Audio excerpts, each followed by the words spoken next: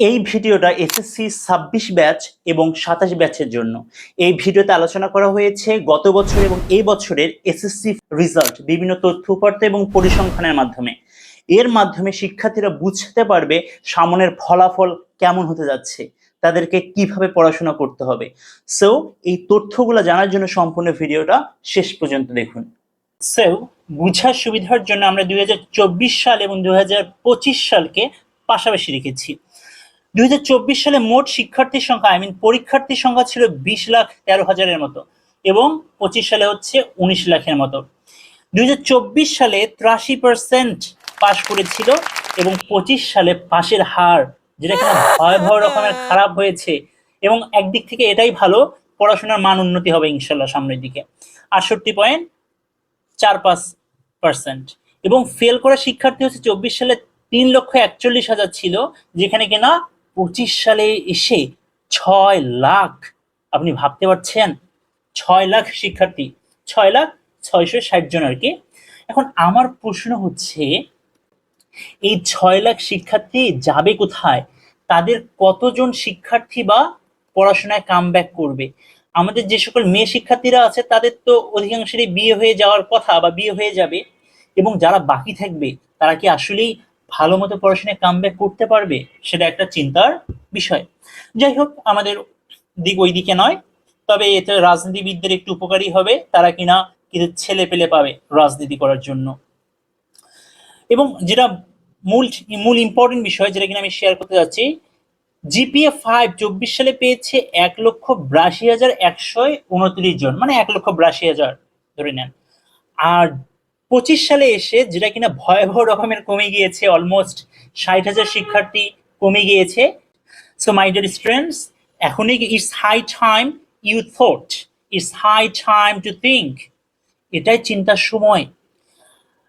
এবং যারা 2026 সালের পরীক্ষার্থী আছেন বা 2027 সালের পরীক্ষার্থী আছেন, তারা মোটামুটি একটা ধারণা অবশ্যই পেয়ে গিয়েছেন এতক্ষণে যে আপনাদের খাতা কিভাবে কাটা হবে। পাশাপাশি জিনিসগুলো রেখেছি, একটু এক নজরে আমরা দেখে নেই। এবং আপনারা হয়তো বা অনেকে শুনে থাকবেন, এবছর কিন্তু ইংরেজি এবং গণিতে খুবই খারাপ করেছে শিক্ষার্থীরা। গত বছরেও করেছে, প্রতি বছরেই করে এই দুটো সাবজেক্টে। ইংরেজিতে 24 সালে ফেল করেছে গড়ে 20%-এর মতো, এবং 25 সালে এসে বিভিন্ন বোর্ডে এখানে যারা কিনা খুবই খারাপ করেছে অন্যান্য বোর্ডগুলোর তুলনায়, তাদের দেয়া হয়েছে। বরিশাল বোর্ড 34%, ঢাকা বোর্ড এত, ময়মনসিংহ বোর্ড 35। আপনি কি মানে বুঝতে পারছেন 35% মানে কি? পার্সেন্টের হিসেব কি বুঝেন? 100 জন শিক্ষার্থী যদি পরীক্ষা দেয়, সেখানে 35 জন শিক্ষার্থী ফেল করেছে ইংরেজিতে। কি এক অবস্থা! গণিতের ক্ষেত্রেও তো অবস্থা খুবই ভয়াবহ। 18% ফেল করেছে 2024 সালে গণিতে গড় করে। আর 25 সালে এসে বরিশাল বোর্ডে 35%, দিনাজপুর বোর্ডে 28%, ঢাকা বোর্ডে 24%, এরকম।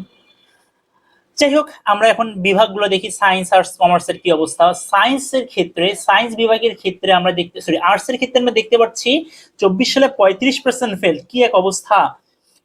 আর 25 সালে এসে 46%। My dear student, can you imagine that? 46% means what?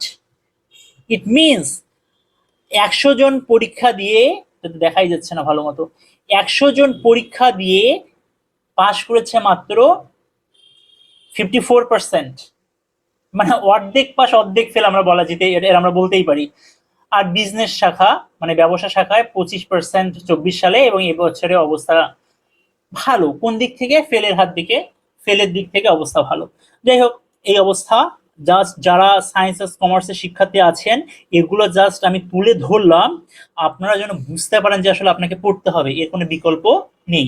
এবং পাশে দেখুন মন্তব্য কিছু লেখা আছে, এটা একটু নিজ দায়িত্বে পড়ে নিয়েন যে আসলে এখানে কি লেখা আছে।